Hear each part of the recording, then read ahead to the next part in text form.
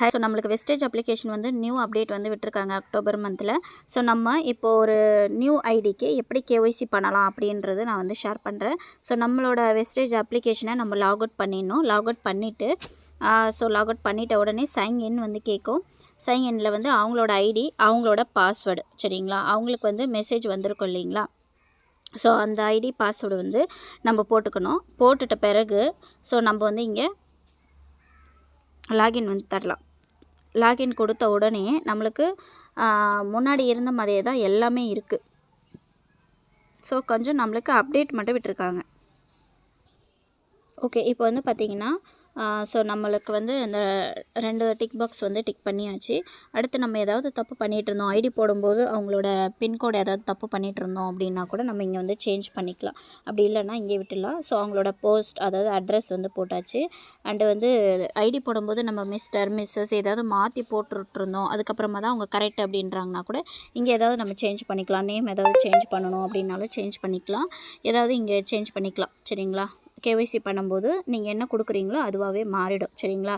சரி, ஓகே, நம்ம இவர் வந்து மேலே ஸோ நான் கொடுத்துட்டேன், சரிங்களா. நாமினி ஸ்போஸ் வந்து மேக்ஸிமம் வந்து போட வேண்டாம். ஸோ கேஒய்சி பண்ணும்போது நீங்கள் ஐடி போடும்போது எதுவாக இருந்தாலும் கேஒய்சி பண்ணும்போது நீங்கள் வந்து சேஞ்ச் பண்ணிக்கலாம். ஸோ இப்போ இவங்க வந்து ஆதார் தான் கொடுத்துருக்காங்க. ஆதார் கார்டு வந்து நம்மளுக்கு கட் அண்ட் கிளியராக ஒரு இமேஜ் இருக்கணும். அது கோலேஜ் பண்ணி வச்சுக்கோங்க, சரிங்களா. பக்கத்தில் போட்டு வச்சுக்கோங்க. அப்படி நீங்கள் தனித்தனி இமேஜ் வந்து வைக்கணும் அப்படின்னா கூட கரெக்டாக கட் பண்ணி க்ரோப் பண்ணி ஜூம் பண்ணால் எழுத்து தெரிகிற மாதிரி வச்சுக்கோங்க. நான் வந்து இப்போ ஆதார் கார்டு நம்பரும் ஆதார் கார்டு வச்சிடுறேன். ஓகே, இப்போ நான் வந்து ஆதார் கார்டு வந்து வச்சாச்சு. ஸோ நான் இப்போ வந்து அப்லோடு வந்து கொடுக்குறேன். ஸோ கரெக்டான இமேஜ் நீங்கள் வைக்கல அப்படின்னா ஸோ தானாகவே ரிஜெக்டட் அப்படின்ட்டு அவங்களோட நம்பருக்கு வந்து மெசேஜ் வந்துடும். ஸோ ஓகே, இப்போ நோ கொடுக்கணும். டச் ஐடி கேட்டுச்சுன்னா எப்போவே வந்து நோ கொடுங்க. ஸோ இப்படி தான் நம்மளோட நியூ அப்ளிகேஷன் வந்து இப்படி தான் வந்து இருக்குது, ஓகேங்களா.